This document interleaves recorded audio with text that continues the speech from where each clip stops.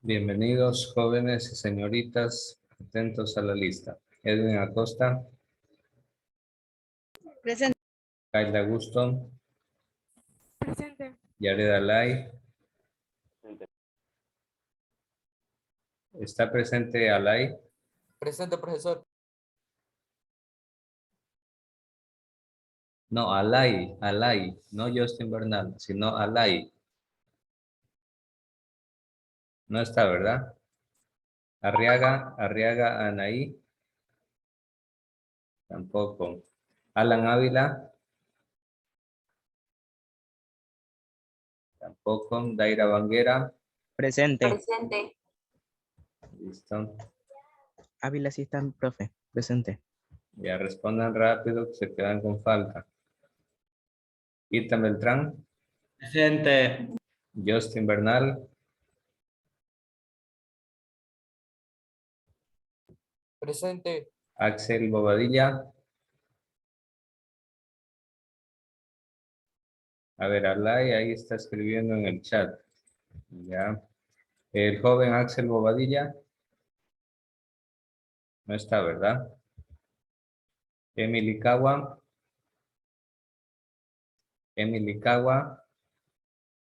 Tampoco está. Leslie Carreño. Presente. Miguel Carriel.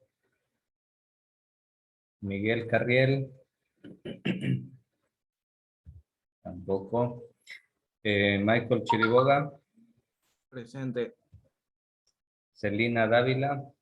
Presente. Anthony Estrada. Presente. Scarlett González. Sí. Don Howe. Presente. Anthony Jiménez. Mireli Jiménez. Presente. Israel Jiménez. Presente. Damaris Lanis. Ya. Ariana Loaiza. Presente. Justin Maldonado. Presente. Cristel Mendoza. Presente. Gabriela Miranda. Presente. Y Tati Miranda. Presente. Ángel Mite. Presente. Grace Montiel. Presente. Connie Ortiz.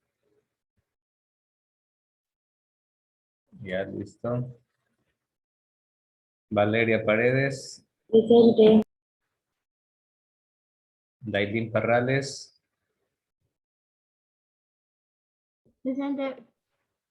Ana Paula Ponce.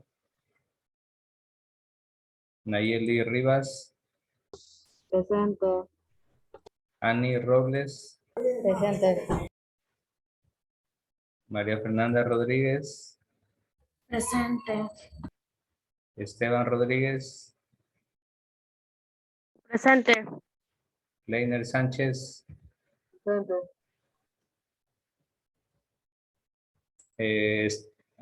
Esteban sí está, ¿no? Sí, ya lo vi. Angelina Tumbaco. Presente. Ya. Y Abel Villasís. Presente. Ya, entonces solo ha faltado Ponce, Carriel, Cagua, Bobadilla y Arriaga. ¿Algún error? Me avisan para corregirlo.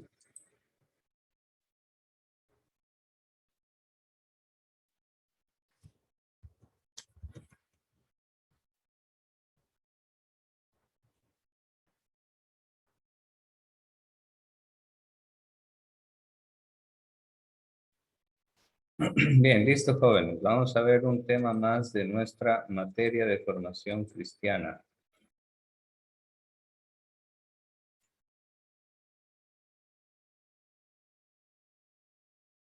Muy bien. Vamos a continuar con los hitos históricos importantes de la Iglesia Católica. Atentos que luego van a desarrollar un par de actividades en el módulo. Bien, el tema de hoy, jóvenes, se refiere a algunos hitos históricos importantes de la Iglesia Católica en el mundo. Este tema es importante porque nos permite conocer lo importante de los acontecimientos donde la Iglesia Católica ha sido protagonista a lo largo de estos 2000 años de existencia. La Iglesia Católica tiene 2000 años de existencia y por tanto ha tenido papeles muy importantes en la historia. Vamos a ver qué es lo que ha sucedido en los diferentes siglos, cómo ha influido la Iglesia en las grandes decisiones y en la organización del mundo occidental, especialmente desde en Europa y América. Entonces, como la Iglesia Católica tiene de 2000 años de existencia, vamos a remontarnos a la historia. Y tenemos que recordar que la Iglesia Católica nació de la mano de Jesús y los apóstoles. Jesús y los apóstoles son, digamos así, los fundadores de la Iglesia Católica. Jesús dio una orden a los apóstoles y les dijo, vayan por todo el mundo, prediquen el Evangelio. Y ese mandato lo cumplieron los apóstoles y a cualquier país que iban, ellos predicaban el mensaje de Jesús y formaban nuevas comunidades cristianas. Entonces así comenzó a formarse la Iglesia Católica y luego esas comunidades poco a poco iban creciendo. Los apóstoles predicaron la palabra de Dios en diferentes países, en diferentes continentes del mundo. Entre los 12 apóstoles, los dos más importantes que sobresalen son San Pedro y San Pablo. Este último, San Pablo, se caracterizó por predicar sobre todo entre los gentiles. ¿A quiénes le llamaban gentiles los judíos? Los judíos le llamaban con el nombre de gentiles a las personas que no eran judías. Los romanos, los griegos, personas de otros países, de otras religiones, les llamaban gentiles. Entonces San Pablo se caracterizó por ir a los lugares más lejanos para predicar el Evangelio. Tanto así que San Pablo murió en Roma. En Roma fue martirizado. Ustedes saben que Roma en ese tiempo era la capital del Imperio Romano. Hoy en día la ciudad de Roma es la capital de Italia, la capital de esta nación europea. Entonces, así se organizaron los primeros cristianos. Los apóstoles, los 12 apóstoles eran los máximos líderes. Estaban llenos de la gracia de Dios, de santidad, y Dios hacía muchos milagros a través de ellos, que se curaban enfermos, y sobre todo había mucha solidaridad, mucho amor verdadero de hermanos entre los cristianos. Se ayudaban los unos a los otros con lo que podían, y eso hacía que la gente quiera unirse a los cristianos. Eso les ayudó para crecer. Bien. Entonces, esto sucedió más o menos en el primer siglo. Después de eso, cuando los apóstoles comenzaron a ser martirizados, resulta que los apóstoles fueron muy inteligentes. Y ellos dijeron, para que no se acabe esta obra de la iglesia que acabamos de fundar, antes de que yo me muera o antes de que alguien venga a matarme, voy a nombrar a un reemplazo, voy a nombrar un sustituto, alguien que me reemplace, que me sustituya. Y es así como surgen los padres apostólicos. ¿Quiénes son los padres de la iglesia llamados apostólicos? Son los grandes líderes de la Iglesia Católica de los primeros siglos, y estos líderes se caracterizaban porque fueron discípulos directos de uno de los 12 apóstoles. Y ahí lo tenemos a San Clemente, Ignacio de Antioquía, Policarpo de Esmirna, San Justino, San Ireneo, San Clemente y Tertuliano. Entonces, los padres apostólicos, acuérdense, fueron discípulos directos de los apóstoles. Vivieron con los apóstoles, con ellos escuchaban la palabra de Dios y aprendieron muchas cosas, y luego de lo que aprendían, ellos salían a enseñar y a predicar la palabra. Entonces, a ellos se les llama padres apostólicos. Ustedes nos van a decir, ¿y qué es un apologista? Un apologista, los apologistas eran filósofos, eran personas muy instruidas, muy inteligentes, que a través de sus argumentos ellos defendían la fe católica. Entonces los padres apologistas eran filósofos que defendían la fe católica. ¿Sí? Más tarde, en el año 313, sucedió algo muy importante para la historia de la Iglesia Católica. Resulta que en el siglo I, II y en el siglo III, a los católicos los perseguían mucho para asesinarlos, porque eran considerados no una religión, sino una secta, que estaba sembrando supuestamente confusión en la sociedad, porque las familias se dividían, unas parte de la familia decidía hacerse católico, cristiano, y la otra parte decidía seguir adorando a los dioses de los romanos. Entonces había una división, había un malestar en la sociedad causada por los católicos. Entonces durante 300 años aproximadamente, a los católicos los perseguían para matarlos. ¿Quiénes los perseguían? Los perseguía el mismísimo Imperio Romano a través de sus soldados, a través de sus ministros, de sus jueces, a través de toda la organización que tenía el Imperio Romano, persiguieron a la Iglesia Católica para aniquilarla. ¿Qué castigos les daban? Los metían a la cárcel, o si no, los tiraban a los leones hambrientos para que se los devoren vivos. En algunos casos los crucificaban. En otros casos hubo un emperador romano, si no me equivoco, me parece que era el emperador Nerón, que en cierto momento era tanto el odio contra los católicos que a miles de católicos los amarró a un poste de madera bien alto, bien grande, los amarró a la parte alta del poste y los embarró de brea, ¿sí? Y luego les prendió fuego vivos. Y toda la noche ardían como si fueran antorchas, realmente antorchas humanas, ¿no? Y de esa manera los emperadores trataban de sembrar el miedo para que la gente no se haga cristiano, no se haga católico.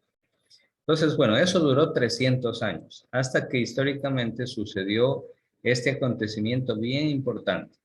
Resulta que el emperador Constantino, después de haber tenido un sueño donde Dios le decía que ponga la señal de la cruz en los uniformes y en las armas de los soldados romanos para que gane una batalla, el emperador Constantino al despertarse dio la orden de que pongan la señal de la cruz y resulta que esa batalla la ganaron. Entonces desde ahí Constantino firmó el Edicto de Milán. El Edicto de Milán era un documento, un decreto, donde a todas las religiones se les daba libertad de culto. Y por tanto, los soldados romanos dejaron ya de encarcelar y de matar a los católicos, dejaron de perseguirlos, porque en el Imperio Romano comenzó a haber la libertad de culto. ¿Sí?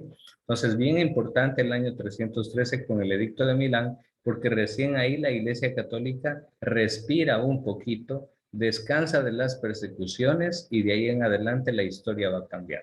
Porque más tarde, en los últimos años de vida, el emperador Constantino decidió hacerse católico, pidió el bautismo y una vez que hizo eso el emperador, la mayor parte de la gente del Imperio Romano siguió sus pasos y se hicieron bautizar. Y en ese momento la Iglesia Católica dejó de ser una iglesia pobre, perseguida, maltratada y se convirtió en una iglesia poderosísima, porque era la religión y la iglesia oficial del Imperio Romano. Entonces, mire cómo se cambiaron los papeles en poco tiempo. Luego de eso, cuando la religión católica comenzó a ser la religión oficial del Imperio Romano, llegaron muchas riquezas, muchos privilegios, mucha fama, mucho poder, sobre todo para el Papa y los obispos. Los sacerdotes en menor medida, pero sobre todo el Papa y los obispos tenían un poder inmenso y recibían donaciones de cantidades de tierra inmensas que el Imperio de Roma les daba porque ellos eran los líderes de la iglesia oficial del Imperio Romano. Entonces, miren, eso hizo que la Iglesia Católica crezca muchísimo, pero también de una u otra manera la Iglesia Católica comenzó a perder santidad y virtud, porque los líderes de la iglesia ya con tanto dinero ya se preocupaban de otras cosas. Bueno, después de eso comenzaron a suscitarse herejías. ¿Qué son las herejías? Las herejías son afirmaciones incorrectas sobre la fe. Por ejemplo, los cristianos, los católicos, creemos que Jesucristo es el Hijo de Dios. Entonces, venía alguien y decía, no, Jesucristo no es el Hijo de Dios, porque el Hijo de Dios no puede morir y a Jesús lo mataron en la cruz. Por tanto, Jesús no es Hijo de Dios. Jesús es solamente hijo de María y San José. Eso era una herejía. Es decir, una afirmación contraria a lo que la mayor parte de creyentes en ese momento tenía como verdad de fe.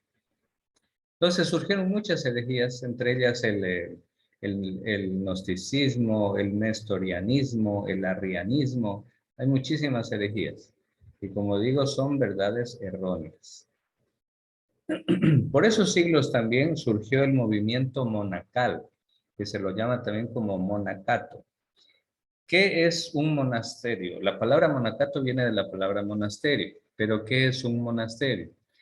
Un monasterio, perdón,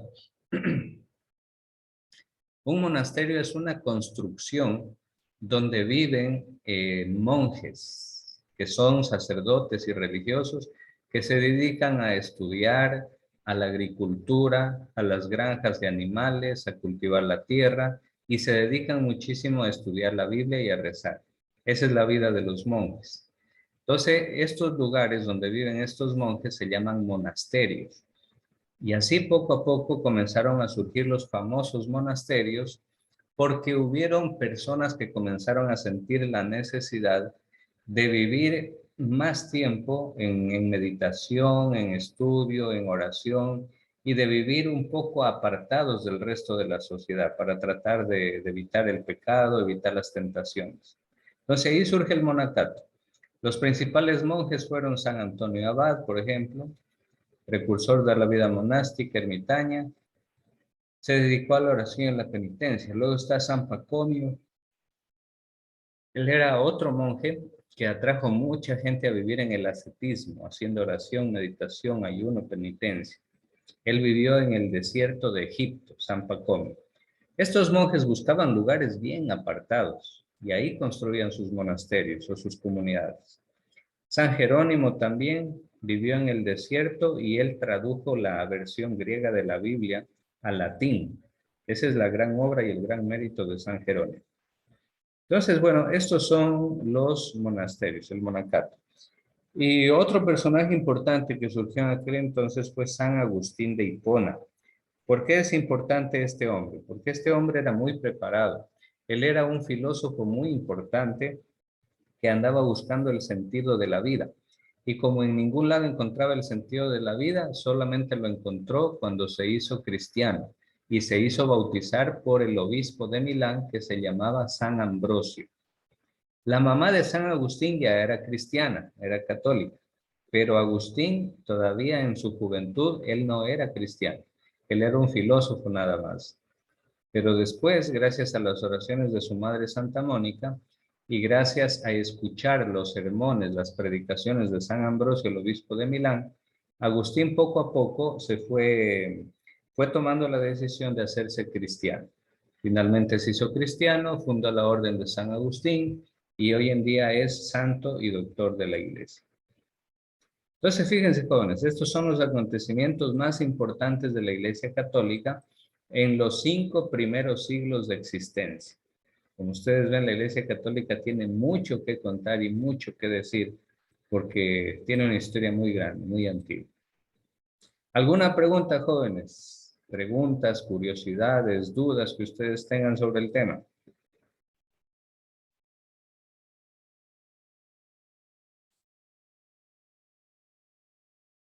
No, profesor. No, bueno. Entonces, en este momento les voy a asignar el taller y la actividad que tienen que realizarla en Edmodo.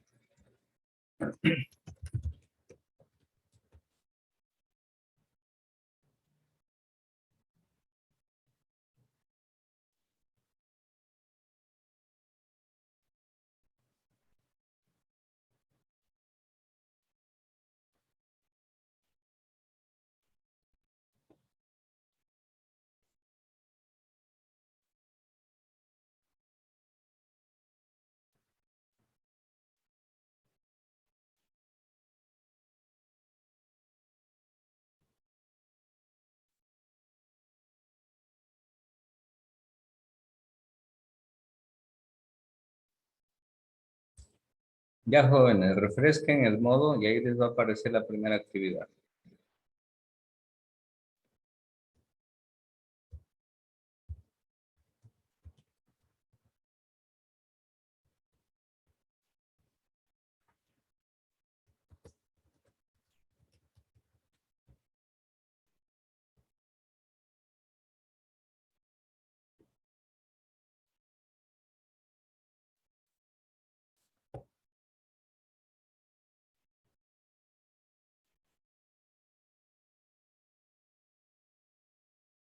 Ya, comiencen a trabajar nomás, por favor.